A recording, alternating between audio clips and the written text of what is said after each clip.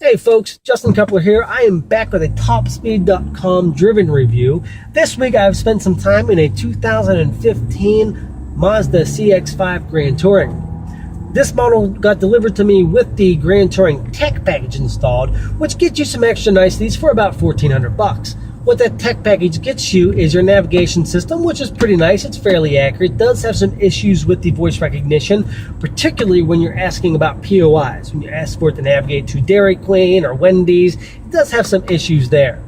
What that also gets you is HID headlights that are adaptive, which means as you're going around turns, the headlights actually turn with you, so you have perfect lighting going around each turn. These are also height adjustable lights, so they go up and down with you as you go up and down hills, so you're not blinding people, and it also keeps the headlight level right about your eye level, so it's easy to see where you're going. It also gives you smart city brake support, which I had to do a little research on, but come to find out, what it does is it senses an oncoming crash and basically mitigates damages. If it senses a car stopped in front of you and you're not braking in time, it hits the brakes. It's not designed to act like adaptive cruise control, but rather more just a safety device to prevent massive damages and additional injuries to the occupants. Under the hood of this model, you get the 2.5 liter Skyactiv G 4-cylinder. That gets you 184 horsepower and 185 pound-feet of torque. That all goes through a 6-speed transmission that does have a manual mode on its way up to the front wheels. You can get this model in all-wheel drive, but being in Florida, we don't need all-wheel drive, so they delivered it with front-wheel drive. With the front-wheel drive model, what you get is 27 miles per gallon combined per the EPA's estimated ratings. Now, I did a lot of driving this week. I drove all the way from Tampa to Jacksonville and back, plus I did a whole lot of city driving. I am sitting right now at 29.8 miles per gallon. That's 2.8 miles per gallon above what the EPA says you're going to get. That's pretty damn good, guys, because I am basically driving literally the combined cycle. And to beat that by nearly 3 miles per gallon is really fantastic. One issue about this car is at 70 miles per hour, it's not very fuel efficient, as is no car. Most cars lose significant gas mileage at speeds over 60. At 70 miles an hour, you're pulling about 23, 22 miles per gallon. So make sure you keep this thing in the 50 to 60 mile per hour range to really maximize that fuel economy. A couple of the safety features this thing comes with I really enjoy, which is the blind spot monitors. Those work really well when you're switching lanes, really let you know if there's someone right in your blind spot, and you feel confident when you go to change lanes.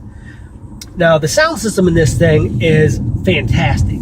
Like pretty much all Mazdas, it is just an awesome Bose sound system. It's 9 speakers with a subwoofer, and it thumps. Now, I'm sure a lot of that has to do with the size of this SUV. It's very small. If this stereo system was in a larger SUV, it might sound a little bit washed out. We don't have that issue in the CX-5. Now, speaking of it being kind of small, the cabin is actually far roomier than you would really expect.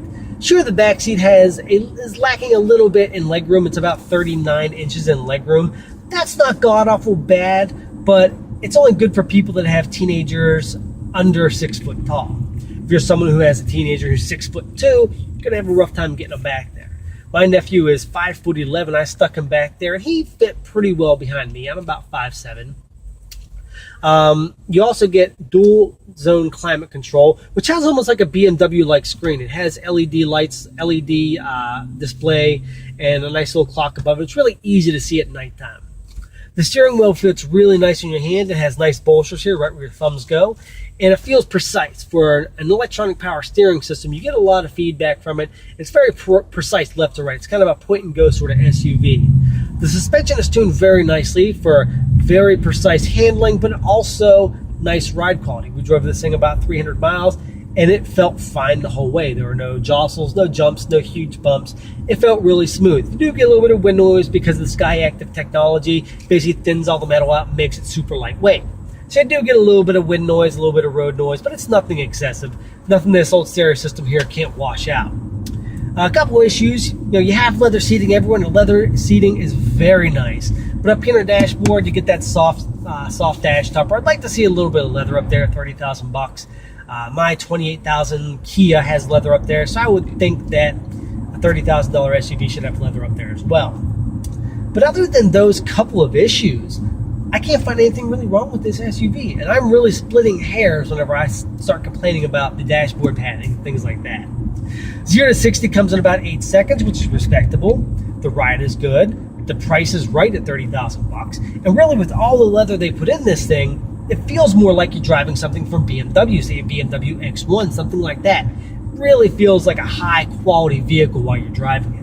And like I said, the performance is right on par with where you expect an SUV like this to be.